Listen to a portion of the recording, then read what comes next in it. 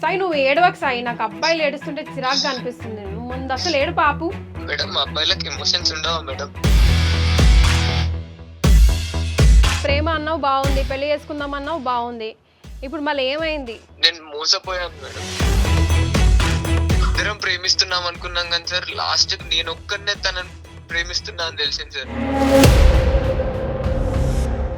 Suicide చేసుకుంటాను లాంటి పిచ్చి పిచ్చి థాట్స్ అన్ని మైండ్లో నుంచి తీసేయి. నీకు నీ ఫ్యామిలీ మొత్తం నీ మీద డిపెండ్ అయి ఉంది అన్న విషయం గుర్తు చేసుకో. చచ్చిపోతే ఏమొస్తుంది అయ్యా? మేము ఎలాగో పెళ్లి చేసుకుంటాం కదా అని చెప్పేసి ఆ అమ్మాయికి మొత్తం ఖర్చు పెట్టేశాను సార్. మమ్మీకి ఇలా జరిగింది యాక్సిడెంట్ అది ఇది అని చెప్పేసి మళ్ళీ పైసలు అడిగింది మేడం. కానీ అప్పుడు నాకు డౌట్ రాలేదు, నిజమే అనుకున్నాను, నేను మోసపోయాను. అప్పుడు కళ్ళు మూసుకుపోయాయి, నువ్వు తెరిచే లోపల పిల్లా పాయ 5 లక్షలు పాయాయి. తనని ఇప్పటివరకు టచ్ కూడా చేయలేదు సార్, నిజంగా చెప్తున్నా, ప్రామిస్ సార్. చాలా మంచి వ్యక్తి అండి. సో ఇప్పుడు వరకు ఇంట్లో వాళ్ళని మోసం చేసావు, నువ్వు మోసపోయావు. నీ చెల్లికి నువ్వే తండ్రి అని గుర్తుపెట్టు. తను చాలా కష్టపడింది మేడం మా కోసం. తన దగ్గర ఏమీ లేకపోయినా ఏది కావాలంటే అది ఇచ్చేది మేడం.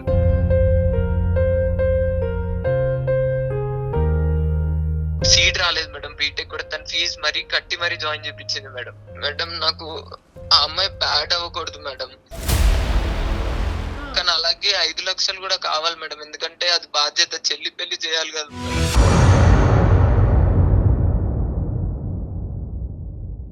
సికింద్రాబాద్ లోని doctor Narayana college of hotel management లో 100% జాబ్ గ్యారంటీ. 966365 నమస్తే, welcome to India's largest digital media network Suman TV. నేను మీ Keerthi. Welcome to legal advice. మనతో పాటు హైకోర్టు అడ్వకేట్ సాయి కృష్ణ ఆజాద్ గారు ఉన్నారు.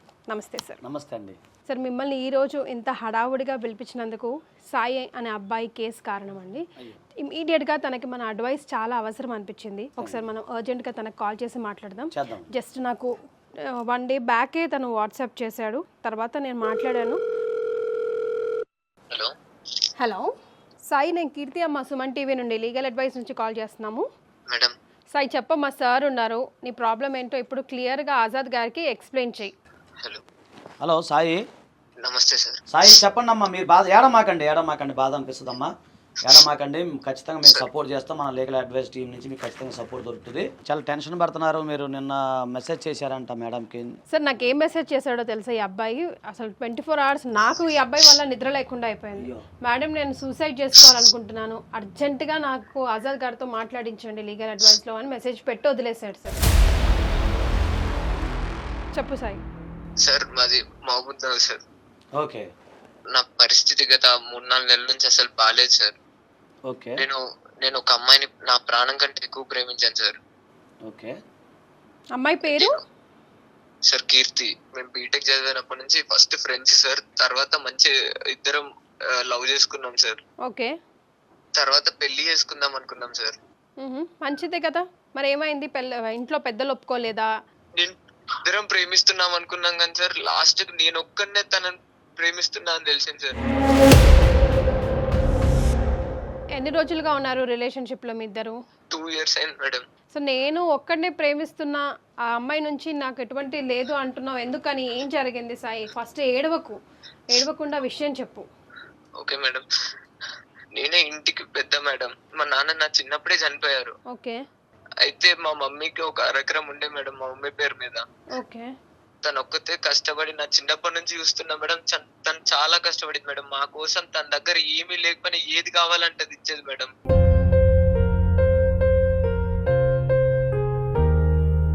సీట్ రాలేదు మేడం బీటెక్ కూడా. తన ఫీజు మరీ కట్టి మరీ జాయిన్ చేయించింది మేడం. అంత కష్టపడి బీటెక్ లో జాయిన్ చేయించింది. అవును నువ్వు మేడం. ప్రేమ అని తిరిగావు, నా ప్రేమ అన్నావు బాగుంది, పెళ్లి చేసుకుందాం అన్నావు బాగుంది, ఇప్పుడు మళ్ళీ ఏమైంది? ఎందుకు ఏడుస్తున్నావు? నేను మోసపోయాను మేడం. మోసపోయావా? ఏ విధంగా?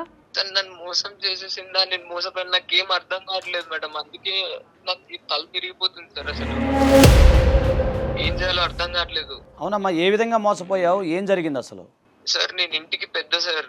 నాన్న లేరు కదా, మొత్తం బాధ్యత నాదే సార్. మా మమ్మీ కష్టపడి సంపాదించింది, నా చిన్నప్పటి నుంచి కష్టపడి సంపాదించింది మా చెల్లికి పెళ్లి కోసం దాచిపెట్టింది సార్. అమౌంట్ అవును సార్, 5 లక్షల రూపాయలు మా చెల్లి పెళ్లి కోసం దాచిపెట్టింది. కట్నం ఇవ్వాల్సి వస్తుంది అని దాచిపెట్టింది సార్. ఓకే, బాధ్యత నాది కాబట్టి నా చేతిలోనే ఉండింది. ఓకే. నేను దాచమని అమ్మాయి ఇచ్చింది 5 లక్షల బ్యాంక్ రూపాయలు. ఆపరేటింగ్ అంతా మీరే చేసేవాళ్ళు అంతేనా? నువ్వేం చేసావు? మేము ఎలాగో పెళ్లి చేసుకుంటాం కదా అని చెప్పేసి ఆ అమ్మాయికి మొత్తం ఖర్చు పెట్టేశాను సార్. హాస్టల్ ఫీజులు, కాలేజ్ ఫీజులు, అది ఇది అని ఫోన్ చేసి అడిగేసారు. తినడానికి వెళ్తున్నాం, మొబైల్ బిల్స్ ఇవన్నీ నేనే పే చేసేవాడిని సార్. నీకేమన్నా బుద్ధుందా సాయి? నువ్వే చెప్తున్నావు ఇంట్లో నేనే పెద్ద కొడుకుని, బాధ్యత అంతా నాదే, అమ్మ చిన్నప్పటి నుంచి కష్టపడి పెంచింది, చదివించింది. నువ్వు చదువుకున్నావు కాబట్టి నువ్వేదో ఉద్ధరిస్తావని 5 లక్షలు నీ చేతిలో పెడితే నువ్వు కాస్త అవి అంతేనా నువ్వు చెప్పబోయేది? నువ్వేం అనుకోవద్దు నేను ఇలా మాట్లాడుతున్నానని. నేను ఒక అక్కలాగా నీతో మాట్లాడుతున్నాను సాయి రైట్ నౌ. అన్నీ అయిపోయిన తర్వాత ఇప్పుడు మోసపోయానని ఏడిస్తే సమాధానం దొరుకుతుందా సాయి? అవును మేడం.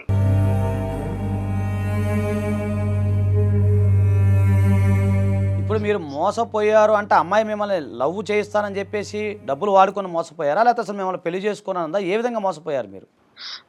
సార్ నా దగ్గర ఉన్న 5 లక్షలు అయిపోయినాయి సార్. ఇప్పుడు నా చెల్లి పెళ్లి కుదిరింది. ఇప్పుడు నేను నా చెల్లి పెళ్లికి ఏమి ఇవ్వాలో కూడా అర్థం కావట్లేదు సార్. ఇప్పుడు ఆమె ఏమంటది మరి?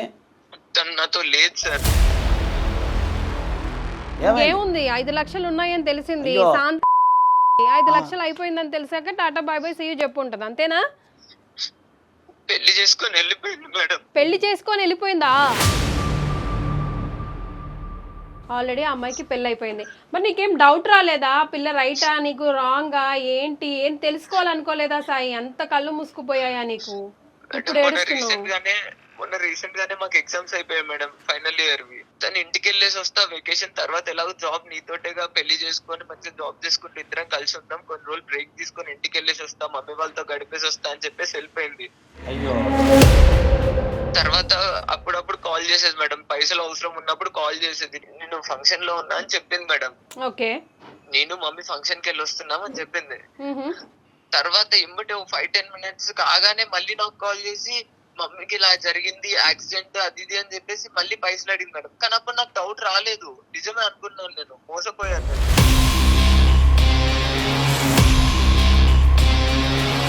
మొక్కపోడివి నువ్వు, గుడ్డిగా నమ్మావంతే అమ్మాయిని. ఏ సాయి అలా డౌట్ రాకు, ఎంత క్లెవర్ గా ఉన్నారు సాయి, బీటెక్ చదువుతున్నావు కదరా నాన్న నువ్వు, నీకు అంత డౌట్ రాకుండా ఎలా ఉండింది? పైగా ఇంటికి పెద్ద కొడుకు అంటే ఎన్ని బాధ్యతలు ఉన్నాయి నీకు? నువ్వు ఇప్పుడు ఇలా ఇప్పుడు అమ్మకి తెలుసా ఇంట్లో ఇంతకి విషయం? 5 లక్షలు సంగతి తెలుసా తెలీదా ఇంట్లో? అప్పుడు నాకు కళ్ళు మూసుకుపోయా మేడం. నాకు అసలు మా మమ్మీకి ఏం చెప్పాలో తెలియదు, వాళ్ళకి ఇంకేం తెలియదు మేడం. నా దగ్గరే ఉన్నాయి, పెళ్లి ఘనంగా చేద్దాం వాళ్ళు. అప్పుడు కళ్ళు మూసుకుపోయాయి, నువ్వు తెరిచే లోపల పిల్ల బాయ 5 లక్షలు బాయ. నువ్వు ఇట్లా మొత్తం ఖర్చు పెట్టేసుకొని ఎంజాయ్ చేసేస్తే ఇప్పుడు ఏం సమాధానం చెప్తావు చెప్పు మీ పేరెంట్స్? అప్పుడైనా నువ్వు ఆలోచించలేదా కదా? సార్ నా దగ్గర బిల్స్ అవన్నీ ఉన్నాయి సార్, బిల్స్ నేను అన్ని ఆన్లైన్ ట్రాన్సాక్షన్స్ చేశాను సార్. ఓకే, అన్ని ఆన్లైన్ ట్రాన్సాక్షన్ చేశారు, అన్ని ఎవిడెన్స్ ఉంది మీ దగ్గర? ఉన్నాయి సార్. పోలే, ఇదొకటన్నా ఇదన్నా మాకు కాస్త మంచి పని చేసావు, ఇదన్నా కాస్త మంచి పని చేసావు బాబు. కనీసం ఈ విషయంలో కొంచెం జాగ్రత్తగా ఉన్నావు. అసలు నువ్వు ఏడవకు, ఇప్పటి నుంచి ఏం చేయాలి, తెలివిగా ఎలా ఉండాలి అన్నది ఆలోచించు, అర్థమైందా?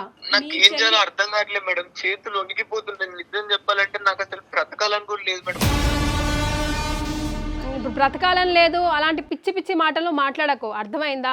ఇంట్లో పెద్దవాడివి, ఇప్పుడన్నా బాధ్యత తీసుకొని పెద్దవాడిగా నిలబడు. నీ చెల్లికి ఒక అండగా దండగా నిలబడి చేసిన తప్పుని సరిదిద్దుకునే ప్రయత్నం చేయి, అర్థమైందా? సాయి నువ్వు ఏడవకు సాయి, నాకు అబ్బాయిలు ఏడుస్తుంటే చిరాగ్గా అనిపిస్తుంది. నువ్వు ముందు అసలు ఏడు పాపు. మేడం అబ్బాయిలకి ఎమోషన్స్ ఉండవా మేడం? చేసిందంతా చేసి అంత అయిపోయి ఆకులు కాలిన తర్వాత చేతులు పట్టుకొని కూర్చున్నట్టు ఏడుస్తే ఏం లాభం? ఇప్పుడు ఏం చేయాలో ఆలోచించు.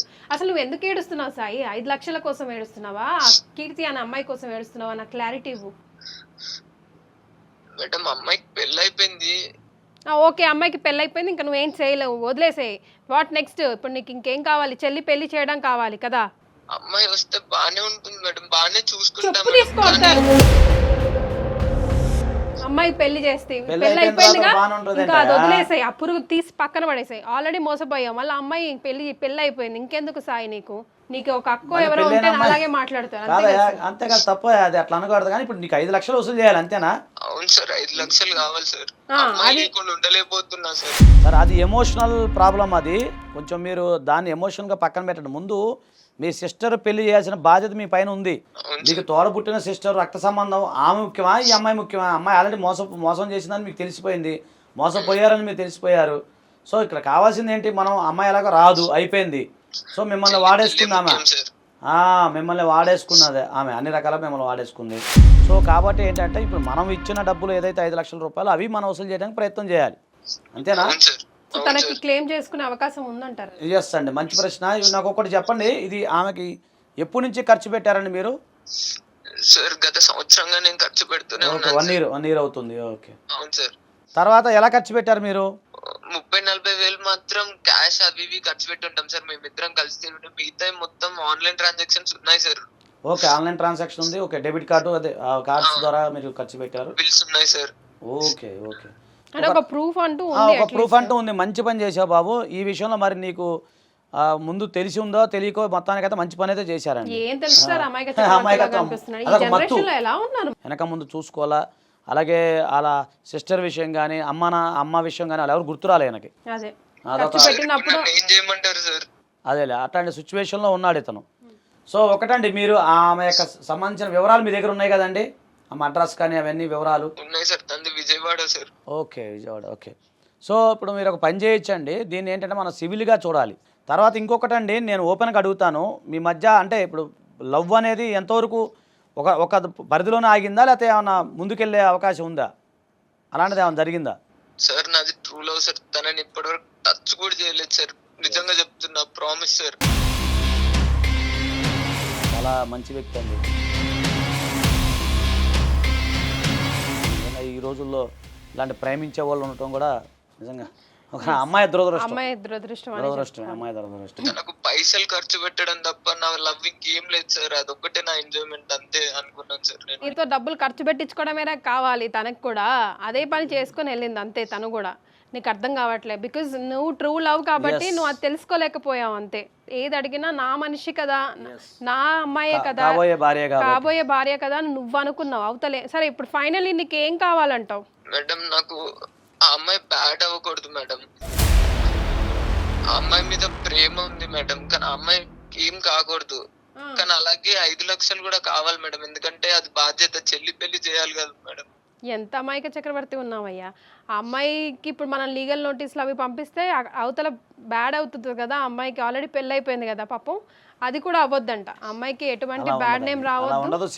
సాయి, నేను ఒక మాట చెప్తాను. ఒకటండి, కొన్ని పొందాలంటే కొన్ని పోగొట్టుకోవాల్సిందే. అది మీరు దాని గురించి ఆలోచించొద్దు. సరే, గతం. ఇప్పుడు మీకు కావాల్సింది ఏంటంటే ఆ డబ్బులు ఎవరు ఇవ్వరండి మామూలుగా. ఇప్పుడు అతను ఎవరైతే చుట్టాలు కూడా ఎవరు చెప్తున్నాడు కదా, మావయ్య కానీ పెదనాలు కానీ ఎవరు కూడా సహాయం చేసే స్థితిలో కూడా లేరండి, చేయలేదు అంటున్నారు కాబట్టి. సో మీరు ఏం చేస్తారంటే సివిల్గా డ్యామేజ్ సూట్ ఫైల్ చేసుకోవచ్చు అండి. ఒకటి ఏంటంటే మీరు ఆ యొక్క ఎవిడెన్స్ మొత్తం ఉంది కదా, యాక్చువల్గా 3 years లోపు మాత్రమే వేసుకోవాలి ఉంటుందండి. సో 3 years దాటిపోతే మీది పనికిరాదు, ఏ ఎవిడెన్స్ కూడా పనికిరాదు. 3 years దాటితే మనం డబ్బులు చెల్లించాల్సిన అవసరం, లిమిటేషన్ పీరియడ్ ఉంటుంది. సో ఇతని దగ్గర అన్ని ఆన్లైన్ ట్రాన్సాక్షన్స్ అన్నీ ఉన్నాయి కాబట్టి మీకు ఏదైతే ఉందో సివిల్ సూట్ అంటారు దాన్ని, డ్యామేజ్ సూట్ ఒకటి మనం ఫైల్ చేసుకోవచ్చు అండి. అమౌంట్ రికవరీ సూట్ ఫైల్ చేసుకోవాలి. సో మీరు ఏం చేస్తారంటే ఫస్ట్ మీకు మా లీగల్ అడ్వైజర్ నుంచి ఆ యొక్క ఎవిడెన్స్ మొత్తం మాకు ఇస్తే మేము ముందుగా నోటీస్ పంపాలండి ఆ అమ్మాయికి. సో మీరు ఆ అమ్మాయి పేరు బయటకు రాకూడదండి అదని అంటే మనం ఏం చేయలేము దానికి. సో ముందు నోటీస్ పంపిస్తాము, పంపించిన తర్వాత అప్పుడు రెస్పాండ్ అయ్యి ఒకవేళ సరే వాళ్ళ పేరెంట్స్ వాళ్ళు తెలుసో తెలియక ఇచ్చేస్తే నీ డబ్బులు నీకు వస్తాయి. లేనప్పుడు మీరు ఖచ్చితంగా అంటే దీనికి సంబంధించి మనం కోర్టులో కేసు ఫైల్ చేసుకోవాల్సి ఉంటుంది, రికవరీ సూట్ కింద ఫైల్ చేసుకోవాల్సి వస్తుంది. అర్థమైందా సాయి? కాబట్టి ఏంటంటే మీరు ఇంకా సహాయం చేయండి కానీ త్యాగం చేయొద్దు. త్యాగానికి కూడా ఒక హద్దు పొద్దు అనేది ఉంటుంది.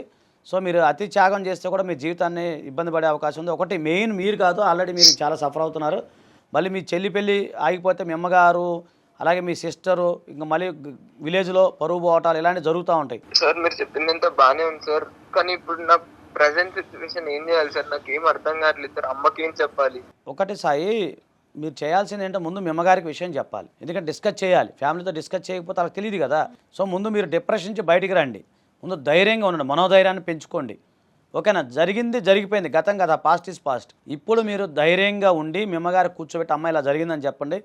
వీలైతే వాళ్ళ పేరెంట్స్కి సంబంధించిన వివరాలు ఉంటాయి, అంటే వాళ్ళ ఫోన్ నెంబర్ కానీ అది ఉంటే వాళ్ళకు కూడా జరిగింది చెప్పండి. ఇలా మీ అమ్మాయికి నేను ఇలా ఖర్చు పెట్టానంటే నా దగ్గర ఎవిడెన్స్ ఉంది, మరి ఇబ్బంది పడతాం, మరి లీగల్గా వెళ్తే అని చెప్పండి. అలా ఏదైనా మీరు అన్నట్టుగానే అమ్మాయి పేరు బయటికి రాకుండా సామరస్యంగా విషయాన్ని చాలా స్మూత్గా అమికబుల్గా ముందు ప్రయత్నం చేయండి అమ్మా. చేసిన తర్వాత మీరు అన్నట్టు లీగల్ స్టెప్స్ నెక్స్ట్ తీసుకోవచ్చు. ఎస్, సో వాళ్ళ పేరెంట్స్ కి మాత్రం అట్లీస్ట్ ఇన్ఫర్మేషన్ ఇవ్వమంటున్నారు, అంటే వాళ్ళ అత్తగారింటి సైడ్ కాకుండా. అవును, పేరెంట్స్ కి ఇవ్వాలి. బికాస్ పెళ్లి అయిపోయింది కదా, ఇంకా మనం ఆ లైఫ్ ని కూడా డిస్టర్బ్ చేయడం కూడా అంత కరెక్ట్ కాదు. బట్ నువ్వు కూడా సార్ అన్నట్టు పెద్ద త్యాగమూర్తి లాగా అవ్వకుండా, ఇంకొకరికి ఇలా అవ్వకుండా ఒక ఎగ్జాంపుల్ని సెట్ చేసే విధంగా నిన్ను నువ్వు మోటివేట్ చేసుకొని ముందుకెళ్ళు సాయి. అర్థమైందా? సో ప్రేమించిన అమ్మాయి కోసం నువ్వు సిన్సియర్గా లవ్ చేసావు కాబట్టి తన లైఫ్ స్పాయిల్ అవ్వకూడదు అని నువ్వు కోరుకుంటున్నావు. తనకు పెళ్ళైపోయింది, తనకు ఒక ఫ్యామిలీ ఉంది. నీ ఫ్యామిలీ అంటే మీ అమ్మగారు మీ చెల్లి నీ మీదనే డిపెండ్ అయి ఉన్నారు. ఆ విషయం బాగా గుర్తుపెట్టుకో సాయి. నువ్వు ప్రతిసారి నిన్ను నువ్వు మోటివేట్ చేసుకోవాల్సిన అంశం కూడా ఆ ఒక్క పాయింటే.